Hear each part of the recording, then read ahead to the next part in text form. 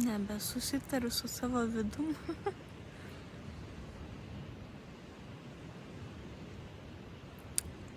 Protui atrodo per daug nuobodu suvokti faktą, kad gyvenimo prasmė yra pats gyvenimas. Pats kelias.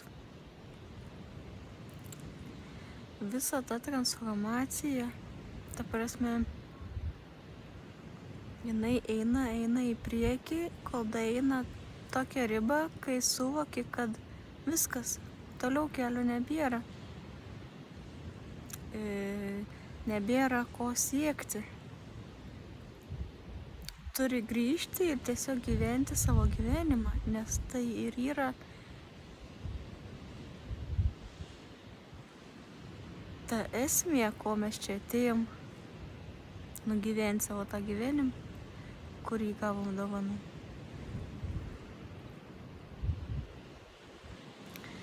Ir protas nebežino, kur dingt, nes jam atrodo per daug paprasta, nuobodu, neįdomu, kad gyvenims ir yra viskas.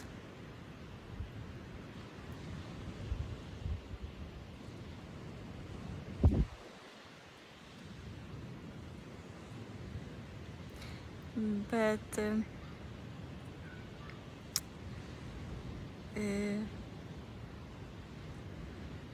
iš kitos pusės ta kūryba, tas nuolatinis ėjimas į tą naujumą, tas tie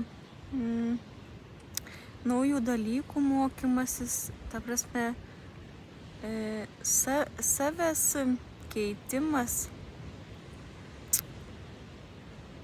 yra šiaip labai gražus procesas ir nereiktų nuvertinti, ne? Tiesiog protui tai atrodo per daug paprasta. Per daug paprasta.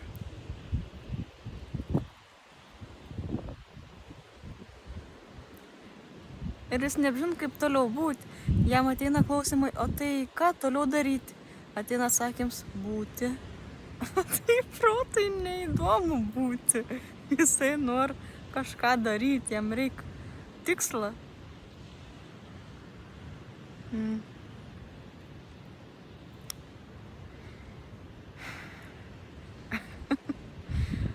Įdomiai.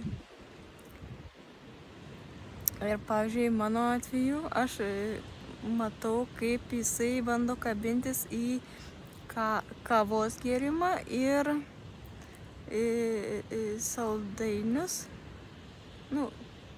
Žodžiu, jam tai nėra vienintelis toks kaip malonumas šitam gyvenime, nes daugiau tų stimulantų nebėra jokių ir jisai kabinas iš visų jėgų į tai, nes tik tai jam ir beliko.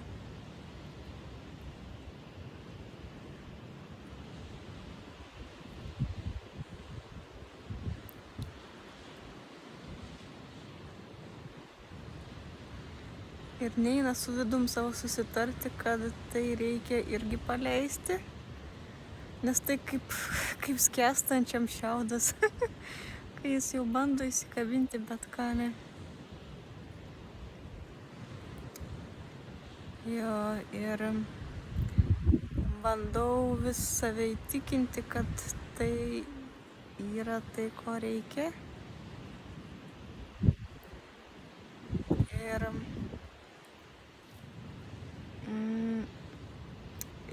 bet svarbu daryti tai ne per frustraciją, kad nebūtų to stumimo, to kažkokio griežtumo, ne, kad būtinai taip, kad vidus pats suprastų, kad to jau nebereikia, nes atsisakius visų tų stimulantų, gyvenimas įgauna kitą kokybę.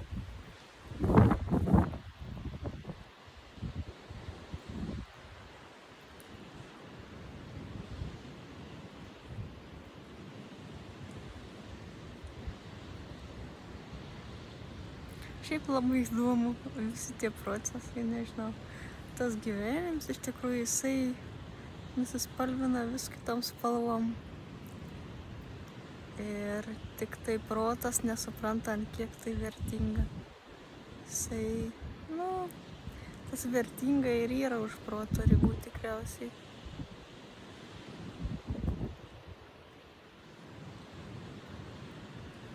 Žodžiu pašnekėjau.